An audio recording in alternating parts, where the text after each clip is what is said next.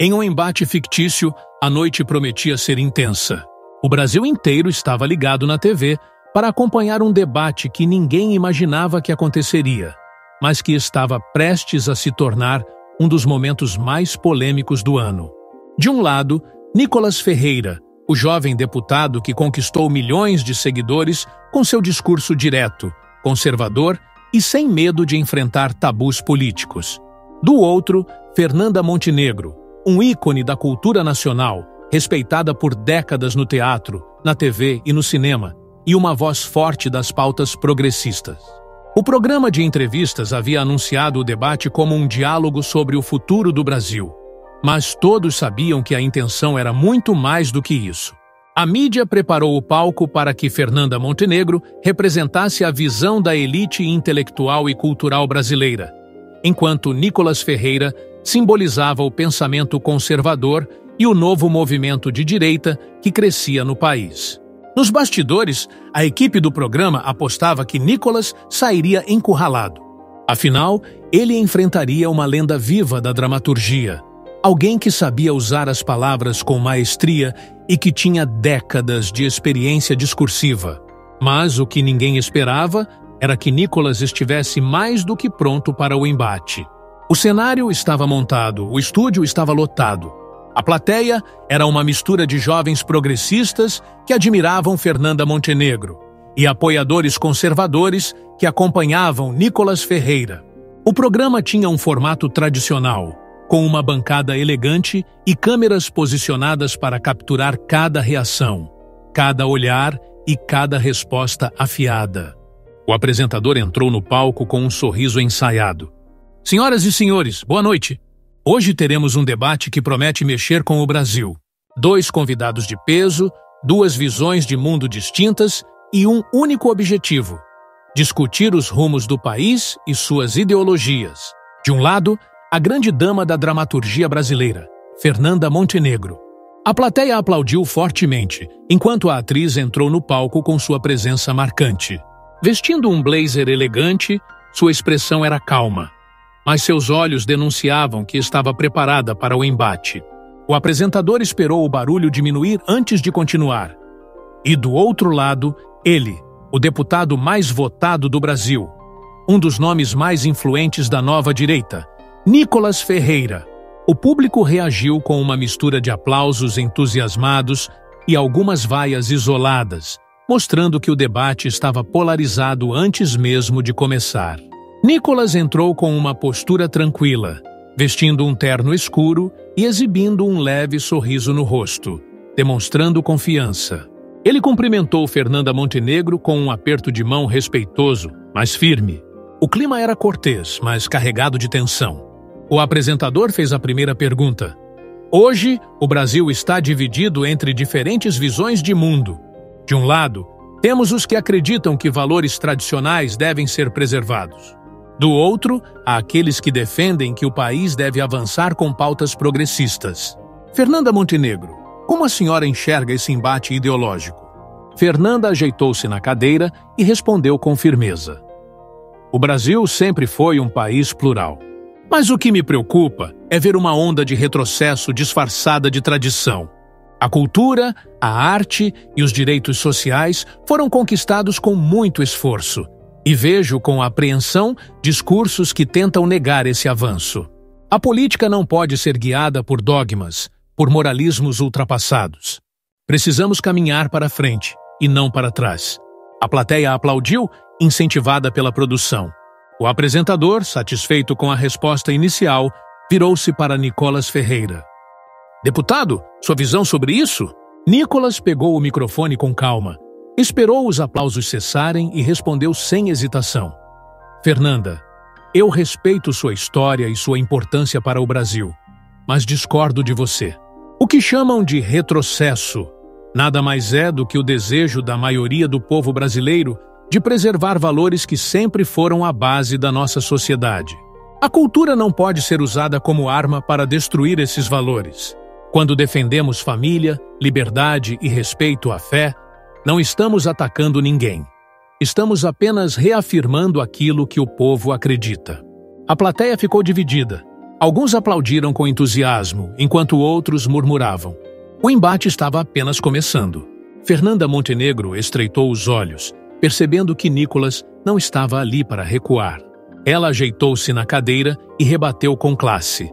Nicolas, dizer que defende valores tradicionais não é um problema. O problema é quando essa defesa se torna uma tentativa de censurar quem pensa diferente. O Brasil não pode ser um país onde só uma visão de mundo é aceita. Nicolas Ferreira sorriu levemente. E é exatamente isso que está acontecendo hoje, Fernanda. Só que não é o lado conservador que está censurando. Quem tem poder na mídia, nas universidades, na indústria cultural, são os progressistas. Quando um artista fala contra a família tradicional, é exaltado. Mas, quando um cristão diz que acredita em um modelo de família, é chamado de intolerante. Isso é liberdade ou censura seletiva? Dessa vez, os aplausos para Nicolas foram mais fortes.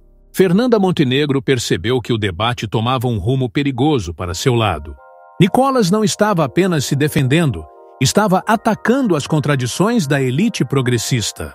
O apresentador, percebendo a intensidade da conversa, decidiu intervir. Vamos com calma. Temos muito o que discutir. No próximo bloco, vamos falar sobre o papel da cultura na política. Fernanda Montenegro, Nicolas Ferreira, vocês acreditam que a arte deve ser usada como instrumento ideológico? A plateia vibrou.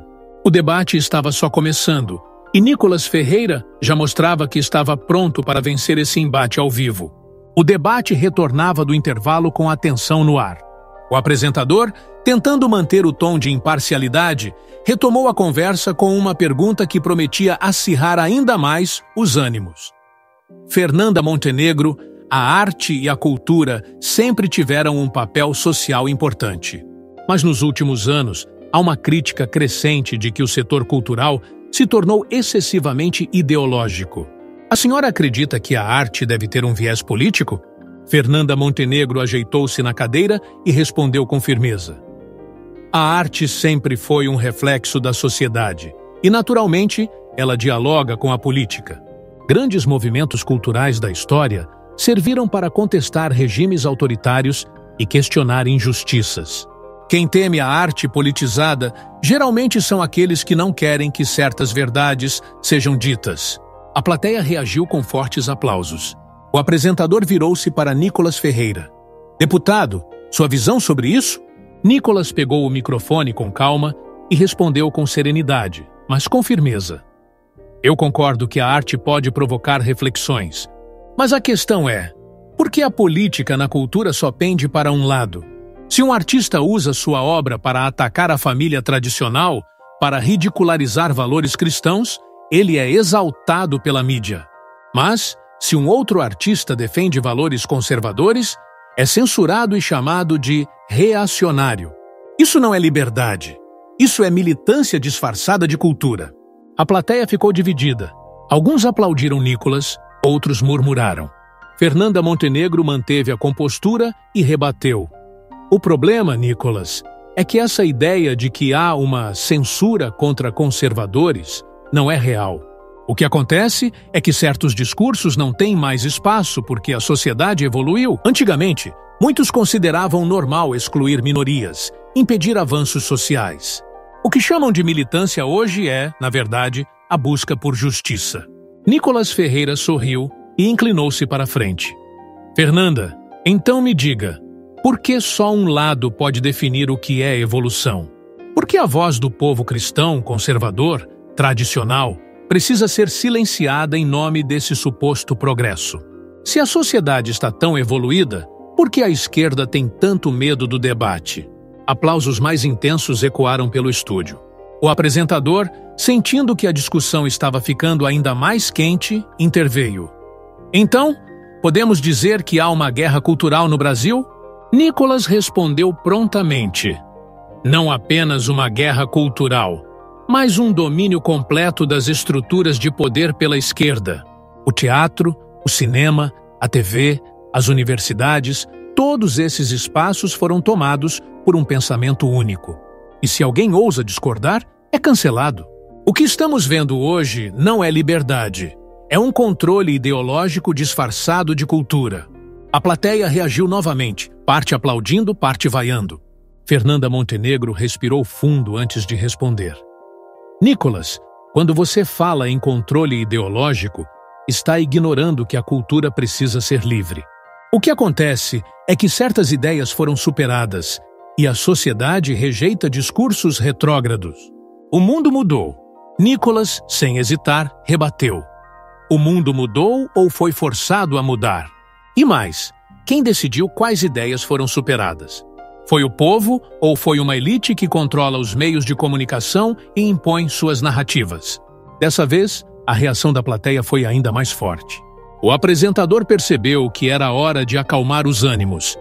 Vamos continuar essa conversa no próximo bloco.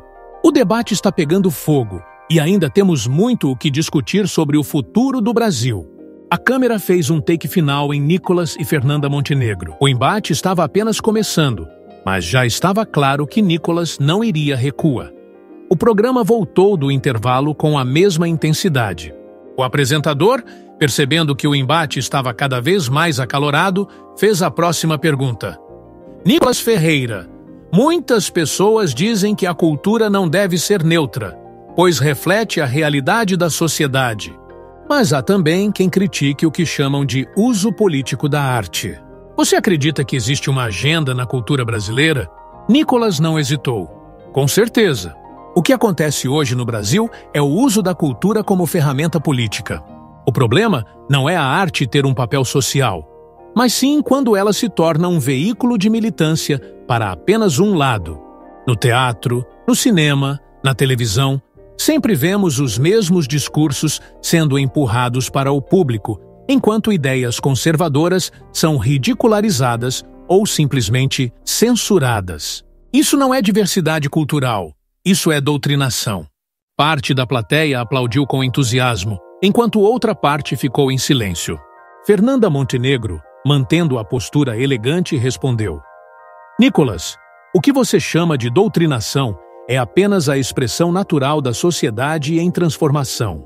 O que mudou é que hoje, vozes que antes eram silenciadas têm mais espaço. Se a cultura reflete pautas progressistas, é porque as novas gerações rejeitam o conservadorismo que impõe limites ao pensamento e à liberdade individual. Nicolas sorriu levemente e rebateu. Mas, Fernanda, será que essas vozes realmente ganharam espaço de forma natural ou foram artificialmente impulsionadas por quem controla a indústria cultural e a grande mídia? Por que quando um filme, uma peça de teatro ou uma novela questiona valores cristãos, isso é chamado de liberdade de expressão?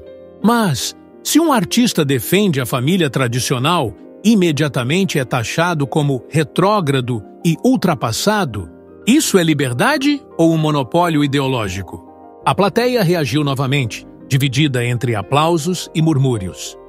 Fernanda Montenegro cruzou as mãos sobre a mesa e respondeu: Nicolas, a cultura sempre foi um espaço de contestação.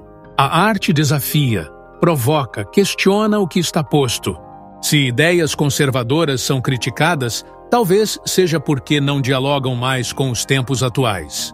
O papel do artista não é agradar, mas sim fazer refletir.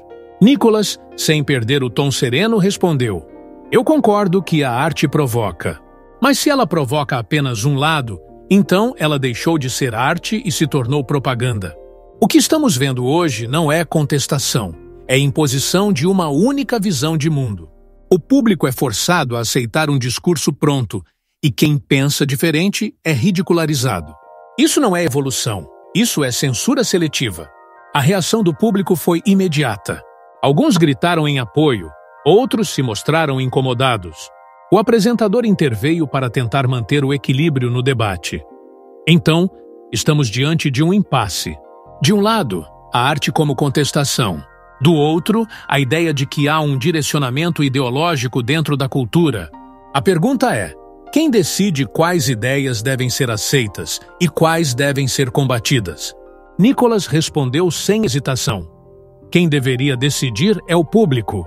Mas o que acontece é que uma elite cultural decidiu por eles. Filmes, peças, novelas e programas são financiados sempre com o mesmo viés ideológico.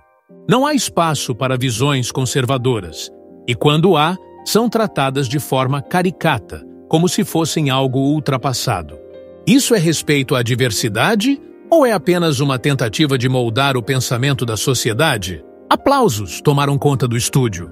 Fernanda Montenegro, percebendo que Nicolas estava virando o jogo, respirou fundo e respondeu: "O problema é que essa visão de conservadores perseguidos não se sustenta na realidade. Se produções progressistas têm espaço, é porque existe um público que as consome. A cultura não é imposta, ela é escolhida pelas pessoas. Se não há tantas produções com o viés conservador, talvez seja porque esse tipo de discurso não encontra tanta aceitação." Nicolas não deixou passar. "Fernanda, você realmente acredita que não há aceitação para valores conservadores no Brasil? O povo brasileiro é majoritariamente cristão, defende a família e valores tradicionais. Se a cultura refletisse de fato a sociedade, será que a representatividade seria tão desproporcional? Ou será que a indústria cultural força certos temas enquanto ignora outros?" A plateia respondeu com fortes aplausos. O apresentador percebeu que o debate estava pegando fogo e decidiu encerrar o bloco antes que o clima ficasse ainda mais intenso. Bom, o que estamos vendo aqui é um grande embate entre liberdade artística e controle ideológico. No próximo bloco, vamos falar sobre o impacto disso na educação e na juventude. Afinal, a cultura está moldando as novas gerações ou apenas refletindo as mudanças sociais? A plateia vibrou. O embate estava só começando e Nicolas Ferreira já demonstrava que estava preparado para esse confronto. O apresentador voltou do intervalo com uma nova questão. Fernanda Montenegro, Nicolas Ferreira, a cultura influencia a educação e a formação da juventude. Mas até que ponto essa influência é positiva e quando se torna uma doutrinação? Fernanda respondeu com firmeza: "A cultura educa, amplia horizontes e ensina empatia. Quando jovens têm acesso a diferentes visões de mundo, eles se tornam cidadãos mais preparados. O problema não é a arte influenciar, mas sim o medo que alguns têm dessa transformação." Nicolas rebateu de imediato: "O problema não é a arte ensinar, é quando ela impõe apenas uma visão.